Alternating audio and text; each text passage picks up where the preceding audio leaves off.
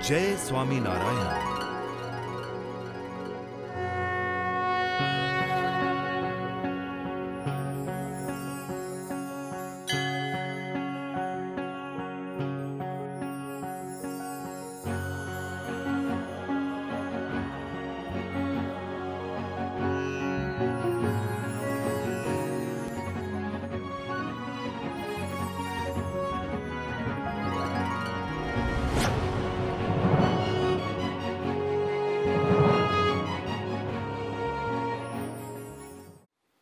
આ સમગ્ર વિશ્વ અનેક પ્રકારના દ્વંદ્વોથી જોડાયેલું છે. જય, પરાજય, હર્ષ, શોક, ગતિ, અધોગતિ, ઉત્સાહ, નિરુત્સાહ, રાત્રિ, દિવસ, તેજી, મંદી, સુખ અને દુઃખ. દ્વંદ્વ એટલે બે, જોડલું. જે કોઈ જીવ આ પૃથ્વી ઉપર આવે એમને આ દ્વંદ્વ સાથે સતત જોડાયેલું રહેવું પડે છે. પણ આ બધા જ દ્વંદ્વો છે જે હમણાં આપણે આગળ કહ્યા, એ તમામ દ્વંદ્વોનું મૂળ એક દ્વંદ્વ છે. એ જો વ્યવસ્થિત હોય તો બીજા બધા દ્વંદ્વ વ્યવસ્થિત ચાલે. કયું હશે એ દ્વંદ્વ સાહેબ? છેલ્લું આવ્યું ને, સુખ અને દુઃખ. એ છેલ્લા દ્વંદ્વને આધારે તમામ દ્વંદ્વનો આધાર છે. તેજી હોય તો સુખ, મંદી હોય તો દુઃખ, ઉત્સાહ, નિરુત્સાહ. ઉત્સાહ, સુખ હોય તો ઉત્સાહ આવવાનો જ છે, દુઃખ છે તો નિરુત્સાહ. ગતિ, સુખ છે તો ગતિ થવાની છે, અથવા તો ગતિ થશે ત્યારે સુખ આવશે, દુઃખ તો અધોગતિ. સુખ અને દુઃખ આ દ્વંદ્વની સાથે તમામ જીવોની ભાવના જોડાયેલી છે. દરેક વ્યક્તિને સુખી થવાની ઈચ્છા છે. કેમ લાગે છે? સુખ જોઈએ છે ને? દરેકને સુખી થવું છે, દુઃખી કોઈને થવું નથી. ફોર ધ એક્ઝામ્પલ, આપણી સોસાયટીમાં સામેવાળા વ્યક્તિના ઘરે નવી ફોર વ્હીલ આવે અને આપણી પાસે ટુ વ્હીલ હોય તો તરત જ મનમાં શું સંકલ્પ થશે કે આપણી પાસે ટુ વ્હીલ છે, આપણે આવી ફોર વ્હીલ ક્યારે આવશે? તરત જ ઈચ્છા થાય ને. સામેવાળા વ્યક્તિ હોય એમના દીકરાને 90% આવે, તરત મનમાં વિચાર આવે કે મારા દીકરાને 90% ક્યારે આવશે? આખો દિવસ હડાકા દે છે આમથી આમ, ભણવામાં ધ્યાન દેતો નથી, 7 વિષયના ભેગા કરે ત્યારે માંડ 35% થાય છે. તો મારે ક્યારે 90% આવશે? સુખની ઈચ્છા થાય છે, પણ દુઃખની ઈચ્છા થઈ. સામેવાળાના ઘરે ચિકનગુનિયાનો રોગ આવ્યો હોય તો આપણને એમ થાય કે આપણા ઘરે આ ચિકનગુનિયાનો રોગ ક્યારે આવશે? સામેવાળાના ઘરે કેન્સરનો ખાટલો હોય, વિચાર થાય કે આપણા ઘરે આ કેન્સરનો ખાટલો ક્યારે આવશે? બધા સાજા, કોઈને કઈ બીમારી નથી. એકાદી બીમારી હોય તો સારું પડે, ડોક્ટર ભૂખ્યા ન રહે. સુખની ઈચ્છા બધાને છે, દુઃખની ઈચ્છા કોઈને નથી. પણ થાય છે શું કે સુખની ઈચ્છા છે પણ સુખ આવતું નથી, અને દુઃખની ઈચ્છા નથી છતાંય વગર આમંત્રણે દુઃખની લાઈનો થાય છે. આજે દુનિયામાં જોઈએ તો કરોડો માણસો આજે દુઃખી જીવન જીવે છે. એક નાના બાળકથી માંડી અને વિશ્વના શ્રેષ્ઠ વ્યક્તિઓ લઈ લ્યો, દરેકના જીવનમાં કાંઈક ને કાંઈક દુઃખ તો છે. સુખી થવા માટે પ્રયત્નો ઘણા કરે છે, દેશ વિદેશમાં અભ્યાસ માટે જાય છે, વ્યક્તિત્વ વિકાસ લક્ષી મોટા પ્રવચનો સાંભળે છે, અવનવી કળાઓ કૌશલ્યો દ્વારા એ પોતાનો વ્યક્તિત્વ વિકાસ કરે છે, ઘણા બધા પ્રયત્ન કરે છે. પણ જેવું જોઈએ એવું સુખ આવતું નથી. દરેકના જીવનમાં નાના મોટા દુઃખ હોય ને હોય જ. કોઈ તન દુખી કોઈ મન દુખી, કોઈ ધન સે હે ઉદાસ, કોઈ તન દુખી કોઈ મન દુખી, કોઈ ધન સે હે ઉદાસ, થોડે થોડે સબ દુખી, સુખી હરિ કે દાસ. કોઈ શરીરથી દુખી છે, કોઈ મનથી દુખી છે, કોઈ પૈસાથી દુખી છે. દરેકના જીવનમાં નાના મોટા દુઃખો છે અને એ દુઃખોને દૂર કરવા માટે આપણે ઘણા બધા પ્રયત્ન કરીએ છીએ. પણ જે અંતિમ બિંદુ કહેવાય, જે મૂળ પ્રયત્ન કરવો જોઈએ, એ પ્રયત્ન આપણે ક્યારેય કરતા નથી. ત્યારે ગઈકાલે આપણે એ ભગવાનના ભજનની કેવી તાકાત છે, ભગવાનની ભક્તિથી અક્ષરધામમાંથી સ્વયં શ્રીજી મહારાજને ખેંચાય અને ભક્તની પાસે આવવું પડે છે, એ ભજનની તાકાત છે. ત્યારે આજે આપણે એ જાણવું છે કે જીવનમાં આવનારા ગમે તેવા પ્રશ્ન હોય, ગમે તેવા દુઃખ કે મૂંઝવણો હોય, પણ જો સાચા ભાવથી ભગવાનનું ભજન થાય તે બધા જ દુઃખો દૂર થઈ જાય છે. હકીકતમાં દુઃખના મૂળમાં જોઈએ તો કેવળ ને કેવળ વિચારોનું પ્રદૂષણ. આપણા વિચારોને કારણે ઘણી વખત આપણે દુઃખી થઈએ છીએ. ઘણી વખત આપણા કર્મોનું પ્રદૂષણ, કોઈક એવા સારા નરસા કર્મો થાય એને કારણે આપણે સુખી દુઃખી થઈએ છીએ. ઘણીવાર વ્યવહારનું પ્રદૂષણ, વ્યવહાર કરતા ન આવડતો હોય અને વ્યવહાર કરવા જાય, ન બોલવા જેવું બોલાઈ જાય અને દુઃખી થઈ જાય. According to Google survey, nowadays in all the world 27.70 crore people are living in the depression. Google ઉપર જે સર્ચ થાય છે એ લોકોએ માર્કિંગ કર્યું કે આજે દુનિયામાં 27.70 કરોડ લોકો ડિપ્રેશનમાં જીવન જીવે છે. 40.10 કરોડ લોકો એ ચિંતિત જીવન જીવે છે. એમના જીવનમાં નાની મોટી કંઈક ચિંતા છે, એમના દીકરાઓની, એમના પરિવારની, એમના પોતાના જીવનની. એ જીવનનો સાર કંઈ હાથમાં આવતો નથી, શું કરવું કંઈ ખબર પડતી નથી. હવે તો ભગવાન અહીંયાથી ઉપાડી લે તો સુખિયા થઈ જઈએ, અથવા તો કંઈક ભગવાન દયા કરે તો સારું. સતત આવું નિરુત્સાહી જીવન જીવે છે, દુઃખી જીવન જીવે છે. તો આ બધા જે દુઃખો આવે છે એ દુઃખોને દૂર કરવા માટેનો કોઈ ઈલાજ ખરો? આ દુઃખરૂપી વાદળો દૂર થાય અને સુખરૂપી સૂર્યથી આપણે પ્રકાશિત થઈ શકીએ એવા કોઈ ઈલાજ આપણી પાસે છે? પૈસા, પ્રતિષ્ઠા અને મોટું નામ થઈ જાય એ કાંઈ દુઃખ દૂર કરવાનો ઈલાજ નથી. એવા તો ઘણા થઈ ગયા. સિકંદર અડધી દુનિયાનો રાજા હતો. આમ ચપટી વગાડે ને ત્યાં 50 જણા હાજર થાય, બોલો સાહેબ શું જોઈએ છે, બોલો ગુરુ શું આદેશ છે. અને છતાં પણ એનો જ્યારે અંત સમય આવ્યો ત્યારે એમણે શું કહ્યું કે જ્યારે હું મૃત્યુ પામી જાઉં અને મારી જ્યારે અંતિમ સ્મશાન યાત્રા નીકળે ત્યારે નનામીમાં મારા બંને હાથ ખુલ્લા રાખજો. અરે પણ એવું ક્યાંય કોઈએ કર્યું નથી, ભલે કોઈએ ન કર્યું હોય, પણ મારા બંને હાથ ખુલ્લા રાખજો. કારણ કે આખી દુનિયાને ખબર પડે કે અડધી દુનિયાનો રાજા ધ ગ્રેટ સિકંદર એ પણ અંતિમ સમયે તો ખાલી હાથે જાય છે. તો આ બધા દુઃખ દૂર કરવાનો જો કોઈ શ્રેષ્ઠ ઉપાય હોય તો એ છે ભગવાનનું ભજન, ભગવાનની ભક્તિ. બીજા બધા ઉપાયો છે એનાથી પાંદડા ને ડાળીઓ દૂર થશે, પણ આ તો સીધું મૂળિયામાંથી રોગ દૂર થઈ જશે.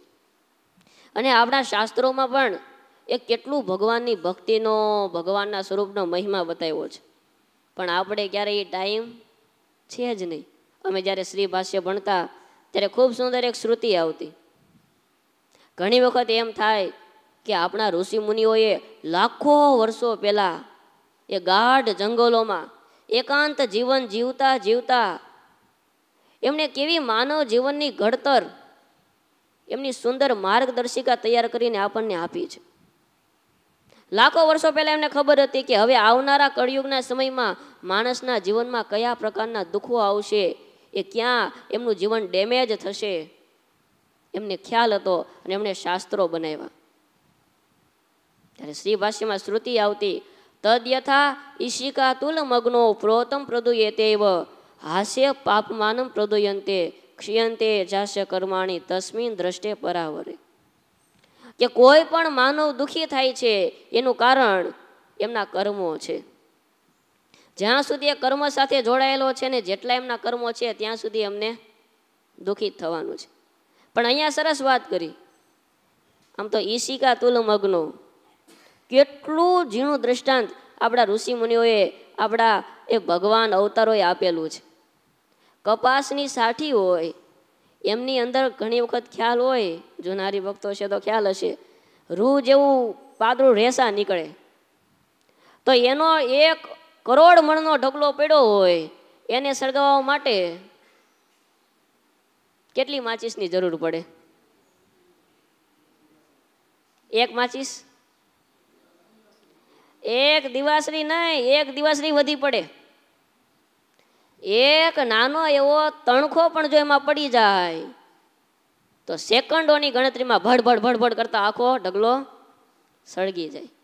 એમ એવું લખ્યું કે એમ આપણા અનંત જન્મોના કર્મોના ઢગલા છે, પણ તસ્મિન દ્રષ્ટે પરાવરે ક્ષયંત્ય ચાસ્ય કર્માણી, કે જે ક્ષણે આપણી આ દ્રષ્ટિ એ ભગવાનના સ્વરૂપમાં પહોંચી જશે, જે ક્ષણે આપણા ઇન્દ્રિયો અંતઃકરણ છે એ ભગવાનના માર્ગે પ્રવાહિત થશે, તેમના તમામ કર્મોરૂપી જે ઢગલો છે એ બળીને નાશ પામી જાય છે અને પરમ સુખનો ભોગતા બને છે.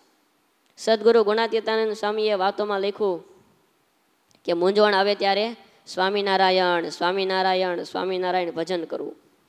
ગીતામાં શ્રી કૃષ્ણ ભગવાન કહે, તેષામ સતત યુક્તાનામ ભજતામ પ્રીતિપૂર્વકમ દદામી બુદ્ધિ યોગમ તમ એન મામુ પયાંતિ તે, કે જેમની વૃત્તિ સતત ભગવાનના સ્વરૂપમાં નિમગ્ન રહે છે, સતત એ ભગવાનનું ભજન કરે છે, તો એમને સારી બુદ્ધિનો યોગ આપું છું, જેના દ્વારા એ મને પ્રાપ્ત કરે છે અને પરમ સુખનો ભોગતા બને છે. સદગુરુ બ્રહ્માનંદ સ્વામી, સ્વામી તો કવિ હતા ને, અને સ્વામી તો છંદોની રચના કરતા.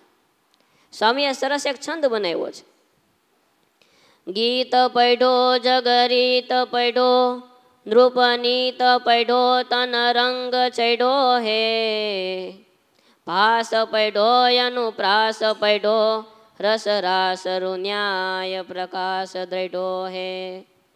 ગીત પૈઢો, મોટામાં મોટો સારો કવિ થઈ ગયો. જગરીત પૈઢો, આ જગતમાં બધાની સાથે કેવી રીતે જીવવું એની રીત શીખી ગયો. નૃપનીત પૈઢો, મોટા રાજા મહારાજાઓ એની પાસે કેવી રીતે કામ કઢાવવું એ નીતિ શીખી ગયો. એ શીખવાની જરૂર છે ને આજે, નહીંતર ગાંધીનગરમાં ફાઇલ મૂકીએ તો 6 મહિના 8 મહિના વરસ વયું જાય, તોય ફાઇલ આગળ હાલે જ નહીં. કે ભાર મૂકો, થોડોક બહાર મૂકો, કેટલોક બહાર મૂકો. નૃપનીત પૈઢો તન રંગ ચેડો હે, ભાસ પૈઢો અનુપ્રાસ પૈઢો રસ રાસ ન્યાય પ્રકાશ દ્રઢો હે. કેદ પૈઢો બહુ ભેદ પૈઢો સબ વેદ પૈઢો પઢિમાન બૈઢો હે. સબ વેદ પૈઢો, જે 4 વેદ કહેવાય છે એ 4 વેદ એને કંઠસ્થ થઈ ગયા, એનું જ્ઞાન થઈ ગયું.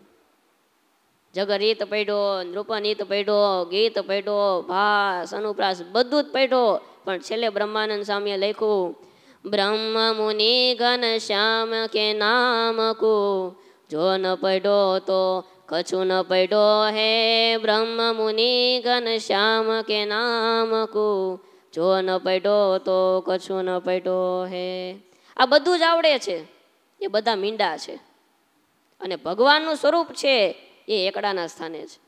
જો ભગવાનનું ભજન ન થયું, જો ભગવાનના સ્વરૂપનું ધ્યાન ન થયું અને ભજન ભક્તિ ન થઈ, તો ભલે આ બધું આવડે છે પણ કેવળ ને કેવળ દુઃખ જ આવશે.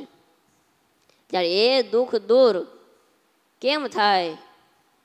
તો કે ભગવાનનું ભજન જેટલું થશે, જેટલા ભગવાનને આપણે હૃદયમાં પધરાવીશું એટલું દુઃખ દૂર થશે. આખો ઓરડો હોય એ અંધારાથી ભરેલો હોય તો કેટલું અંધારું દૂર થાય?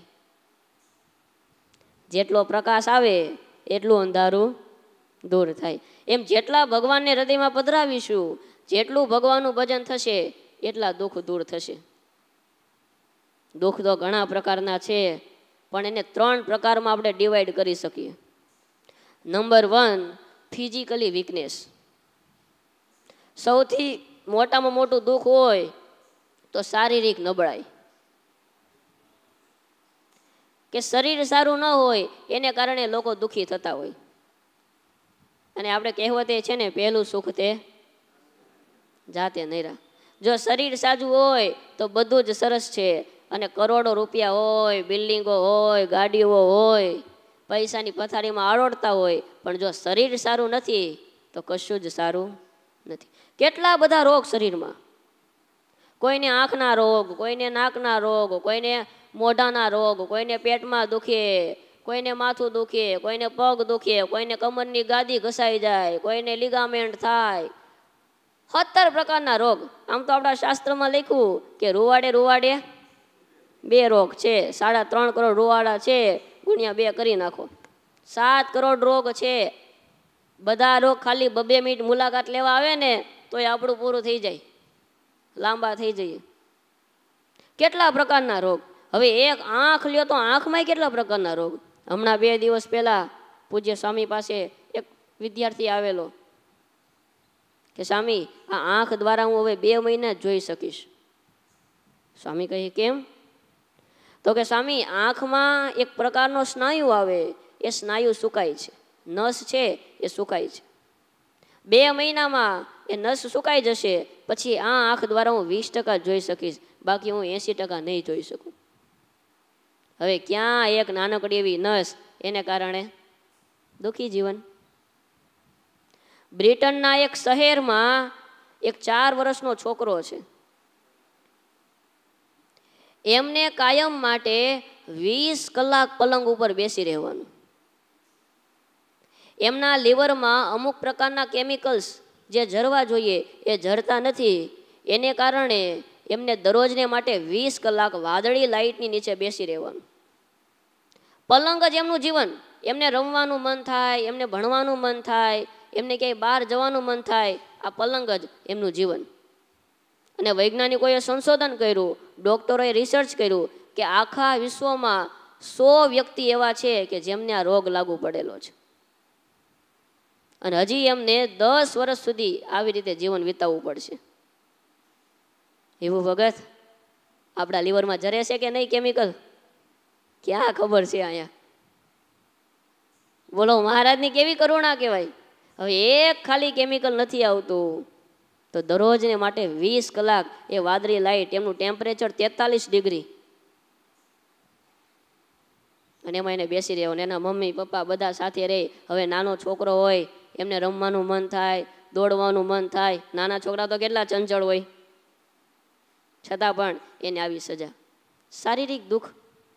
પણ એ શારીરિક દુઃખને દૂર કરવા માટે ભગવાનનું ભજન એ રામબાણ ઇલાજ છે.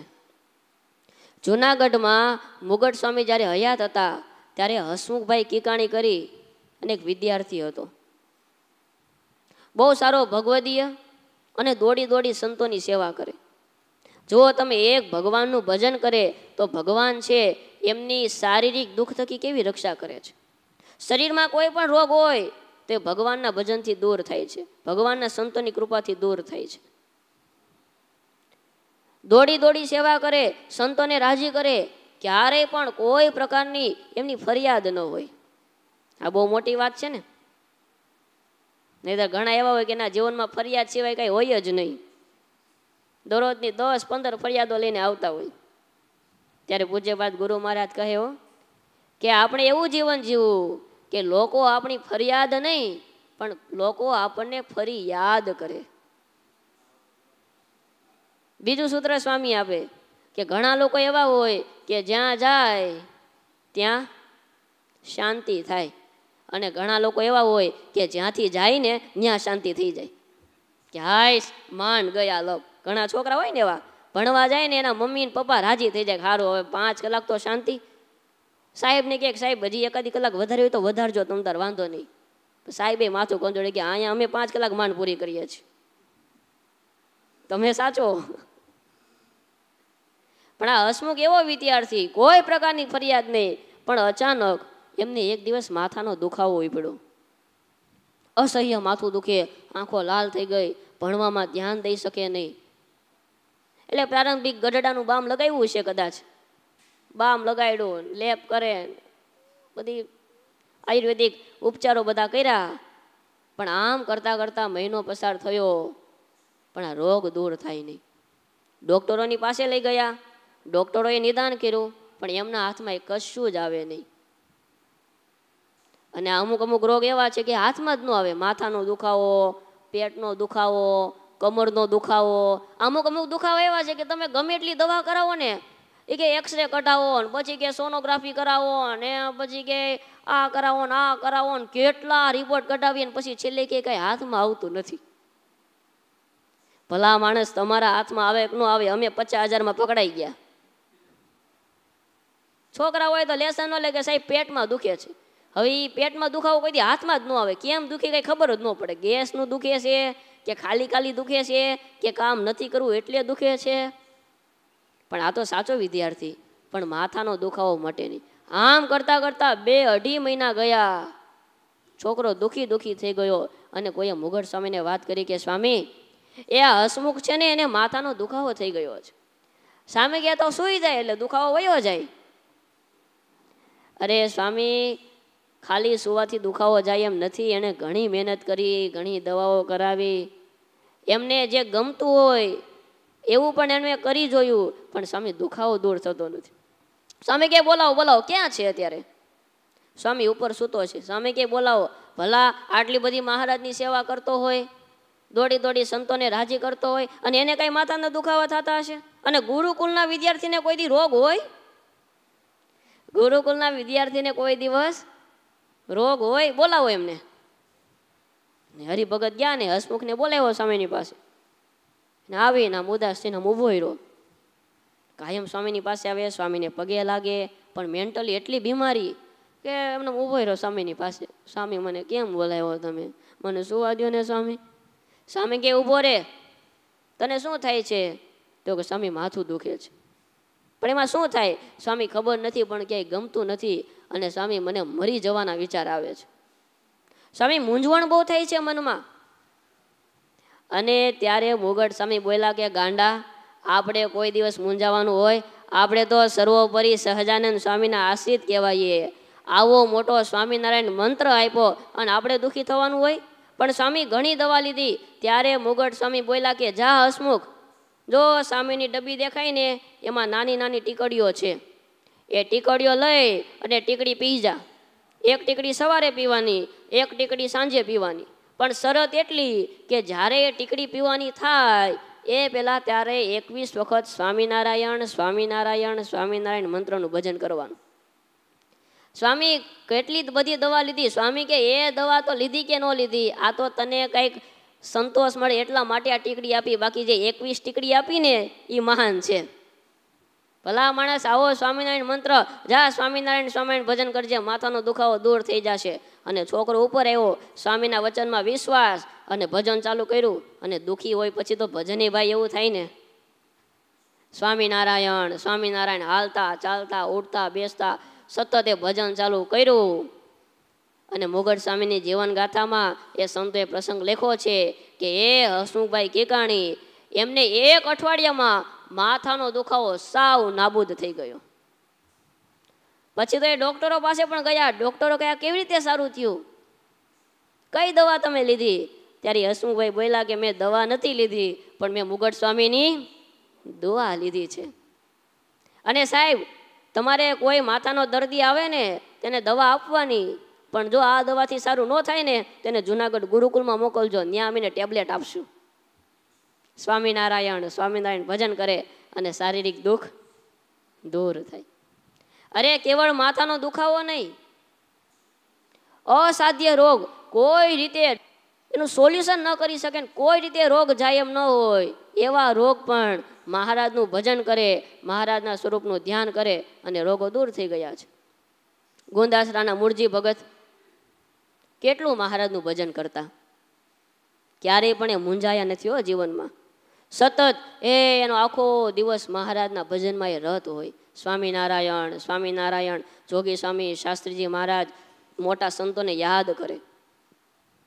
અને છેલ્લે છેલ્લે એ મૂળજી ભગતને પક્ષીઘાતનો આંચકો આવ્યો અને અડધું શરીર ખોટું થઈ ગયેલું.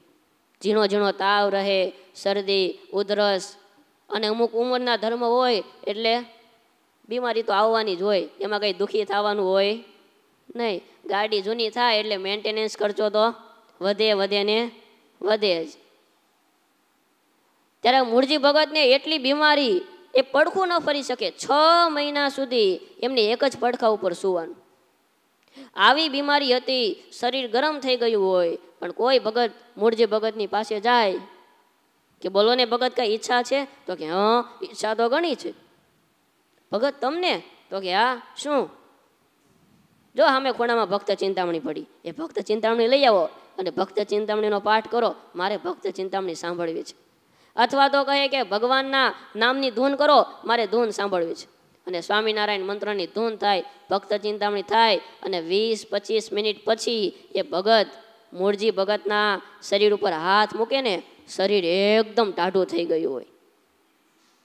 કેટલી દવાઓ લે, કેટલા ઉપાયો કરે, છતાં પણ જે તાવ દૂર ન થાય, એ ભગત ખાલી 20 મિનિટ મહારાજના ગ્રંથોનું શ્રવણ કરે, મહારાજના મંત્રોનું ભજન કરે અને તાવ દૂર થઈ જાય. એટલું જ નહીં, પૂજ્ય મોટા સ્વામીને સંતો એ ગુંદાસરાને મૂળજી ભગત એમની ખબર કાઢવા માટે ગયેલા કે ભગત કેમ છે? ભગત કે સ્વામી લીલા લેર છે, લીલા લેર. વિચાર તો કરો, આમાં લીલા લેર કેમ સમજવા? 6 મહિના સુધી એક પડખે સુવાનું, ઊભા નહીં થઈ શકે, જમી ન શકે, હરી ફરી ન શકે, તમામ ક્રિયાઓ ખાટલામાં ને ખાટલામાં કરવાની, એને કેમ લીલા લેર? કે ભગત કેમ લીલા લેર છે? અરે સ્વામી, ઘોડું બીમાર છે, બાકી અસવાર તો મોજમાં છે, હો, હેલ્થી છે, હેલ્થી, કાંઈ વાંધો નથી સ્વામી. મહારાજના ભજનનો કેફ. એટલા મહારાજના ભજનમાં ડૂબી ગયા હોય કે કોઈ પણ પ્રકારનું શારીરિક દુઃખ આવે, એ દુઃખ કાંઈ એને આડું આવે નહીં. ત્યારે આપણા જીવનમાં પણ ક્યારેય પણ નાના મોટા દુઃખ આવે તો ક્યારેય મૂંઝાઈએ નહીં. આવા મોટા મહારાજ મેળા છે, આવો દિવ્ય મહામંત્ર મેળો છે, એ મંત્રોનું ભજન કરતા જઈશું, એ ભગવાનનું ધ્યાન કરતા જઈશું, તો તમામ પ્રકારના દુઃખો તો દૂર થઈ જશે હો. અને ત્યારે નિષ્કોળાનંદ સ્વામીએ લખ્યું કાવ્યમાં, પાર ઉતાર્યા પરિશ્રમ વિના, બેસી નામ રૂપી નાવ,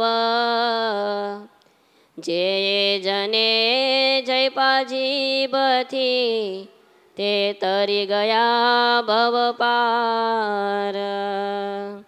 કળી યુગમાં કર્યું છે વાણ રે, રેવો નારાયણ પરાયણ રે, નથી એથી વાત કાંઈ મોટી રે, મર ઉપાય કરે કોઈ કોટી રે.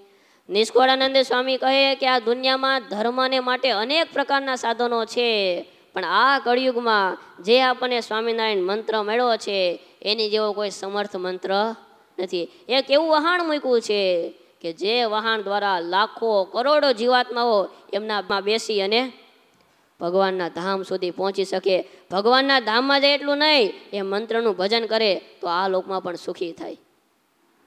કેટલા એવા આપણા સંપ્રદાયના પ્રસંગો, સંપ્રદાયથી ઇતર જોઈએ તો સંત તુકારામ હોય, નરસિંહ મહેતા હોય, મીરાબાઈ હોય, દરેકના જીવનમાં દુઃખ આવ્યા છે. શરીરમાં કાંઈક નાના મોટા રોગ હોય, પણ ભગવાનનું ભજન કરે તો એ બધા દુઃખો દૂર થઈ જાય છે. અને એ કરતાં તમને પ્રેક્ટિકલ પ્રસંગ બતાવું લ્યો. જો આ ડાબો હાથ છે ને, એ જ્યારે પાઠશાળામાં ભણતા ત્યારે અહીંયા કાંડા પાસે એક ગાંઠ થયેલી. 2-3 વર્ષથી એ ગાંઠ હતી, પણ દુખાવો નહીં. ધીરે ધીરે ગાંઠનો દુખાવો વધતો ગયો. દંડવત કરીએ, કંઈક નાની મોટી સેવા કરતા હોઈએ, એ દુખાવો એટલો વધતો ગયો કે ધીરે ધીરે ધીરે દૈહિક ક્રિયાઓ કરવી હોય તો એ પ્રોબ્લેમ થાય.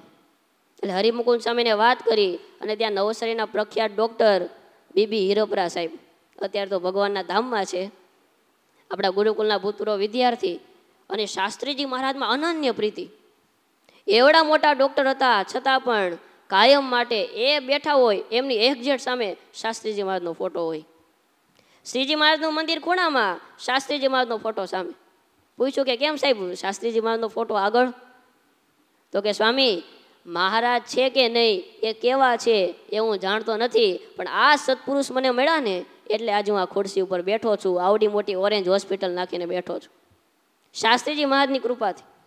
એમને હાથ બતાવ્યો એટલે એમણે આમ તપાઈશું એટલે એમણે એવું માર્ક કર્યું કે આમાં માંસનો જથ્થો જામી ગયો છે, એટલે આની માટે તમારે અમુક પ્રકારની કસરતો કરવી પડે, એકાદ મહિનો રાહ જુઓ નહીં તો આનું ઓપરેશન કરાવવું પડશે.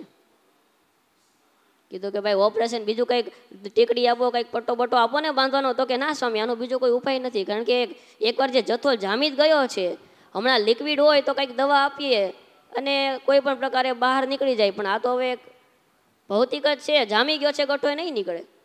કીધું કે વાંધો નહીં. પછી પાછા નવસારી ગુરુકુલ આવ્યા. હજી જ્યાં આવી અને ગાડીમાંથી ઉતરી અને પ્રાર્થના મંદિર પાસે પહોંચ્યા ત્યાં બરોબર 12:30 ભક્તિ વલ્લભ સ્વામી બહાર આવ્યા. એટલે ભક્તિ વલ્લભ સ્વામી કે વરણી સ્વામી ક્યાં જઈએ એવા? કીધું કે સ્વામી દવાખાને ગયા હતા. કેમ? એટલે હરિમુકુંદ સ્વામી વાત કરી કે એમને હાથમાં નાની એવી ગાંઠ થઈ છે કાંડા પાસે, અને ડૉક્ટરે કીધું કે એનું ઓપરેશન કરાવવું પડશે. ભક્તિ વલ્લભ સ્વામી કે બતાવો તો ખરા મને. એટલે મેં આમ સ્વામી મેં તો સ્વામી કાંઈ નથી. સ્વામી કે ના બતાવો તો ખરા. એટલે મેં આમ સ્વામીને હાથ બતાવ્યો. હું હરિમુકુંદ સ્વામી ભક્તિ વલ્લભ સ્વામી અમે ત્રણ જ સંતો. એટલે મેં આમ હાથ બતાવ્યો એટલે સ્વામી આમ ઘડીક આમ કર્યું, સ્વામી દબાવ્યું, સ્વામી દુખ્યા છે હો. એટલે સ્વામી થોડુંક દબાવ્યું. પછી ધીમે કરીને ભક્તિ વલ્લભ સ્વામી બોલ્યા કે આ ગાંઠ તો વહી જાય, હું તમને ઉપાય બતાવું. એટલે હરિમુકુંદ સ્વામી કે સ્વામી ડૉક્ટરે કીધું છે કે આમાં કોઈ આયુર્વેદિક ઉપચાર કરતા નહીં, નહીંતર વધશે, આનું ઓપરેશન કરાવવું પડશે. અને ત્યારે ભક્તિ વલ્લભ સ્વામીએ મારો હાથ પકડી અને સ્વામી આ હાથ લઈને એમ બોલ્યા કે આવી ગાંઠનું ઓપરેશન કરાવવાના હોય, આવી ગાંઠના ઓપરેશન કરાવવાના હોય, આવી ગાંઠ તો એમને વહી જાય, ભજન કરવા મળો મહારાજનું, બધું મહારાજ સારું કરી દેશે. અને ઓપરેશન કરાવતા નહીં, મને પૂછ્યા વિના દવાખાનામાં પગ મૂકતા નહીં. આવું શરીર અને વવડું એવું કાંડું ને એમાં ઓપરેશન કરાવવાના હોય? સ્વામી કે આપણે કાંઈ ઓપરેશન નથી કરાવવું. અને એ હાથ ફેરવો અને નહીં મનાય તમને, એ સાંજ સુધી ગાંઠ રહી, સવારે ઉઠો ને ગાંઠ ગાયબ. એક પણ પ્રકારનો સેજ પણ દુખાવો નહીં. આજે પણ જો તમે જોવો છો એક પણ અહીંયા ગાંઠ નથી ને તેદુનો દી આજની ઘડી કોઈ દિવસે દુખાવો થયો નથી. અને પછી હીરપરા સાહેબ પાસે પણ ગયેલો કે સાહેબ તો આપણે ઓપરેશન કરાવવું પડે ને, કે ઓપરેશન તો કરાવવું પડે. મેં કીધું મેં ઓપરેશન કરાવી લીધું. કે કોની પાસે? મેં કીધું ભક્તિ વલ્લભ સ્વામી ઓપરેશન કરી દીધું. એના હા એ માયના નહીં, એ તો મેડા એક્સરે લેવાનું, મેડા ફોટા પાડવા કે સ્વામી આ શક્ય જ નથી. મેં કીધું શક્ય નથી પણ ભાઈ મેં કીધું જે તમારે કામ દવાથી થતું હોય એ કામ દુવાથી પણ થઈ શકે છે. હજી બીજો પ્રસંગ, એ હાથમાં ગાંઠ મટી ગઈ અને પછી આ હાથમાં થઈ પાછી. શરીર છે રોગનું ઘર છે, આ જમણા હાથમાં ગાંઠ થઈ અને જેવો દુખાવો એ હાથમાં હતો એવો દુખાવો આ હાથમાં ઉપડ્યો. પણ ત્યારે હું સુરત આવી ગયો હતો. હવે કીધું કે શું કરવાનું, દુખાવો ધીરે ધીરે વધતો જાય. મેં તો હવે પાછો ભક્તિ વલ્લભ સ્વામી પાસે જાઉં. સ્વામીને કહું સ્વામી હાથ ફેરવી દો. પણ પાછો વિચાર આવ્યો કે ભાઈ જે મોજથી મળે ને એ કંઈ મજૂરીથી મળે, કંઈ સ્પેશિયલ આપણે કંઈક સ્વામી હાથ ફેરવાવી દો અને સારું થઈ જાય એવું કાંઈ, તો એને મોજમાં ને ભાઈ મહારાજ પ્રેરિત સંકલ્પ થયો હોય અને હાથ ફેરવો એટલે સારું થઈ ગયું હોય. હવે પતિત પાવન સ્વામી સાથે ત્યાં ઊભેલા અહીંયા બાકડા પાસે, બપોરનો સમય, અને મહારાજની દયા, મહારાજ આવો ટાઈમ પસંદ કરે 12:15. એટલે પતિત પાવન સ્વામી મેં વાત કરી, મેં કીધું સ્વામી આ ગાંઠ થઈ છે અને આપણે દવાખાને જવું હોય તો? સ્વામી કે કેવી રીતના થઈ છે? એટલે મેં સ્વામીના પ્રસંગ કીધો ભક્તિ વલ્લભ સ્વામી વાળો, કે સ્વામી આવી રીતના હતું ને ભક્તિ વલ્લભ સ્વામી કરી દીધું હતું, સારું થઈ ગયું. એ કે જાઓ નવસારી, ભક્તિ વલ્લભ સ્વામી કેવો હાથ ફેરવી દે. મેં કીધું પણ હવે કંઈ થોડું જવાય સ્વામી પાસે, તો સ્વામી પાછા ખળ વળે ને રાજીપો થાય તો થાય. આવી વાત ચાલે ને ત્યાં મોટા સ્વામી ઠાકોર જમાડીને બહાર નીકળે. જેવા સ્વામી બહાર નીકળે ને પતિત પાવન સ્વામીએ કીધું સ્વામીને કે સ્વામી વર્ણીય સ્વામીને હાથમાં ગાંઠ થઈ છે. સ્વામી કે દવાખાને જઈ આવો. એ કે એમ નહીં સ્વામી, તમે સાંભળો તો ખરા એનો પ્રસંગ, કે ભક્તિ વલ્લભ સ્વામી હાથ ફેરવી દીધો ને તો એ ગાંઠ નાબૂદ થઈ ગઈ હતી. તો સ્વામી તમે હાથ ફેરવી દો. સ્વામી કે એલા હાથ ફેરવો હશે. મેં તો સાંઈ હાથ તો ફેરવો જોઈએ ને, મેં તો અહીંયા ફેરવી દો ને અહીંયા ફેરવી દો. સામે કે હવે આમાં આને શું થાય, હવે આનાથી કંઈ થોડું સારું થાય. ભાઈ સાંઈ ફેરવી તો દો. સામે કે સારું લાવ્યા હાથ એમ કરીને સામે ખાલી આમ કરી દીધું કે જા સારું થઈ જાય બસ. અને બીજે દિવસે સવારે ગાંઠ ગાયબ. બોલો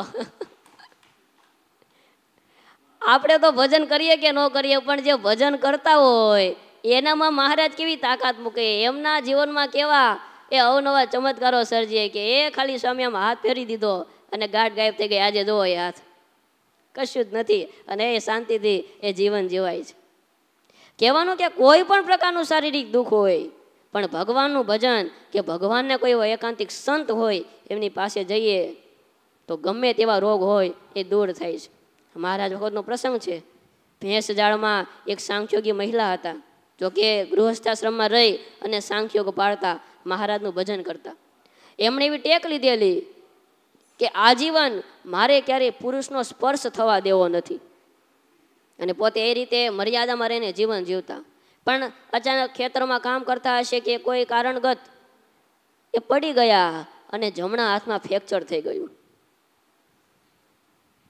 એમને એમ થયું કે હાથ મવડાઈ ગયો હશે, એટલે હળદર લગાડીને બધા ઉપાયો કરે પણ સારું ન થાય, એટલે ડૉક્ટરોને બતાવ્યું. એટલે ડૉક્ટરોએ દૂરથી જોયું કે હડતા નહીં હો મને. ડૉક્ટરો આશ્ચર્યમાં પડી ગયા. વૈદ્ય હશે એમણે કીધું કે ભાઈ આમાં તો એવું લાગે છે કે તમને ફ્રેક્ચર થઈ ગયું છે, અને આમાં તમારે એ વખતે ખપાટિયા બાંધતા ને, લાકડાના પાટિયા બાંધીને પટ્ટો વીંટી દેતા, આજની જેમ કંઈ પ્લાસ્ટર ઓફ પેરિસ હતું નહીં ત્યારે. એટલે એ ખપાટિયા કે બાંધવા પડશે અને તમારે મહિના સુધી આ રહેવું પડશે. એ કે મહિના નહીં, હું 5 મહિના સુધી આવી રીતે રહું. પણ બીજા કોઈને, કોઈ મહિલાઓને આવડતું હોય ને તો એને વાત કરો, તમારે નહીં. એ કે પણ આ બીજાને ન આવડે, આમાં અમારે કરવું પડે, અમારે કાયમીનો અભ્યાસ હોય એને આવડે એમ નહીં. કે પણ તમારા ઘરેથી બોલાવો, એ મને સારવાર કરી દે, તમે કહેતા જાઓ એમ એ કરતા જાય. ડૉક્ટર કે એ તો નહીં બને. તો કે તો મારી ઇલાજ નથી કરાવવો. મેં જે મહારાજને રાજી કરવા માટેનો જે નિયમ લીધો છે કે આજીવન પુરુષનો સ્પર્શ થવા દેવો નથી, એ નિયમ તો નહીં તૂટે. અને એવું કહેવાય છે કે એમણે આ દુઃખમાં ને દુઃખમાં 1 મહિનો પસાર કર્યો. હાથ સોજીને દડા જેવો થઈ ગયો.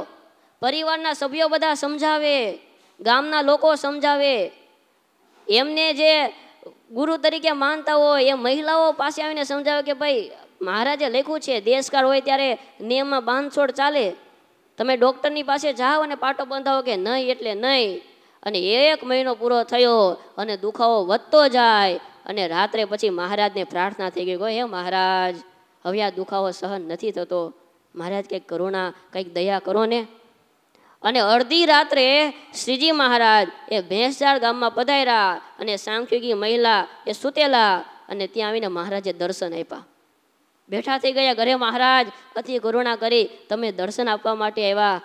મહારાજ આનો ઋણ તો તમને કઈ રીતે ચૂકવી શકું, ખૂબ દયા કરી. મહારાજ કે એવું કાંઈ નથી, પણ તમારો હાથ બતાવો તો. અને જે એમને હાથ બતાવ્યો ને ત્યાં તો શ્રીજી મહારાજની આંખમાંથી આંસુડા પડી ગયા. મહારાજ કહે તમે એક અમારા નિયમને માટે, અમને રાજી કરવા માટે તમે આવી દ્રઢ પ્રતિજ્ઞા લઈને બેઠા છો. તમારે કોઈ વૈદ્યની પાસે જવું જોઈએ ને સારવાર કરાવી લેવી જોઈએ. નહીં મહારાજ એ તો નહીં બને, નહીં બને, નહીં બને. જો મહારાજ તમને ચિંતા થતી હોય અને તમારે સારું કરવું હોય તો હાથ તમને આપ્યો, તમે સાજો કરી દો. અને એવું કહેવાય છે કે શ્રીજી મહારાજે એ વખતે એ પોતાનો હાથ એ આ સાંખ્યોગી બેન એમના જમણા હાથ ઉપર ફેરવો અને જે કાંઈ દુખાવો હતો એ બધો દુખાવો દૂર થઈ ગયો. અને વગર પ્લાસ્ટરે, વગર કોઈ દવાએ રાત્રે 2 સેકન્ડમાં મહારાજે તિરાડો પડી હતી, બધી જોઈન્ટ કરી દીધી. પણ જો મહારાજનું ભજન કર્યું, જો મહારાજનો પક્ષ રાખ્યો તો મહારાજ સારું કરી દે. કોઈ પણ પ્રકારના નાના મોટા દુઃખ હોય પણ એમાં મહારાજની મૂર્તિનું બળ રાખીએ, મહારાજના સ્વરૂપનું બળ રાખીએ તો કંઈ ચિંતા કરવાની જરૂર જ નથી. મધ્યના 9મા વચનામૃતમાં શ્રીજી મહારાજે વાત કરી છે. મહારાજ કહે જ્ઞાન માર્ગ કેવો સમજવો, તો કે ભગવાનના વચનમાં કોઈ પ્રકારનો લોપ થઈ જાય તેની કોઈ ચિંતા નથી, પણ ભગવાનના સ્વરૂપનો દ્રોહ કરવો નહીં. અને પછી મહારાજે લખ્યું કે ભગવાનની મૂર્તિનું બળ અતિશય રાખવું, કદાપી સત્સંગની મર્યાદા લોપાઈ જાય કે વચનથી ભંગ થઈ જાય તો મૂંઝાવું નહીં. ભગવાનની મૂર્તિનું બળ રાખવું. કેવું? તો કે મને જે મળ્યા એ ભગવાન સર્વોપરી ને સદા દિવ્ય સાકાર મૂર્તિ અને સર્વ અવતારના અવતારી એવા જે ભગવાન તે મને મળ્યા છે. અને તે ભગવાન કે જે અક્ષરધામમાં બેઠા છે એ જ ભગવાન મને મળ્યા છે. મહારાજ કહે જેને આવી ભગવાનના સ્વરૂપનું બળ છે, જે આવા ભાવથી ભગવાનનું ભજન કરે છે, એ કદાચ સત્સંગથી બહાર નિસરી જશે તો પણ અંત સમયે અમારે એને તેડવા માટે આવવું પડશે. કારણ તો કે મૂર્તિનો નિશ્ચય છે ને, મહારાજના મહામંત્રનો નિશ્ચય છે ને, ભગવાનની ભક્તિની તાકાત જુઓ. કદાચ સત્સંગમાંથી કદાપી બહાર નીકળી ગયા તો પણ અમારે એને લેવા માટે આવવું પડશે. મુગટ સ્વામી વખતે એક ભગત હતા, એમને દીકરાનો જન્મ થયો અને દીકરો અંધ હતો. સોરી, મુગટ સ્વામી નહીં, માનદ સ્વામી. અને માનદ સ્વામી પાસે લાવ્યા ગોંડલ મંદિરમાં. સ્વામીને કીધું કે સ્વામી એમને આંખો આવી ગઈ છે અને જે કાંઈ થોડીક દવાઓ કરાવી તો આંખો સોજી ગઈ અને રોગ વધી ગયો. તમે કે કાંઈ વાંધો નહીં, એને છે ને આજે સાંજે મારી પાસે લાવજો. અને સાંજે એ ભગત બહુ સારા હરિભગત અને દીકરાને લઈને સ્વામીની પાસે ગયા કે સ્વામી લ્યો કાંઈક અને મહારાજને પ્રાર્થના કરો, પ્રસાદીનું જળ લગાવી દો તો સ્વામી સારું થાય. સ્વામી કે પ્રસાદીના જળે તો આ કાંઈ રોગ જાય એવો નથી, પણ હાલો ને મારી હાલે ગૌશાળે હાલો. અને માનદ સ્વામી ગૌશાળામાં હરિભગતને એમના દીકરાને લઈ ગયા અને ત્યાં લઈ અને કીધું કે જો આ ગાય છે ને એની ડોક પાસે છોકરાનો કાન રાખો, જોજો તમે આ સત્પુરુષ દવા કેવી કરે. આપણને તો મનાય નહીં, આપણે તો ભેજામાંય બેસે નહીં. એટલે ગાયની ડોક પાસે એમનો કાન રાખ્યો અને ગાયની ડોકમાં જે ઘંટડી બાંધેલી ને એ મુગટ માનદ સ્વામીએ ઠન ઠન ઠન ઠન ઠન ઠન 2-3 વખત ખખડાવી.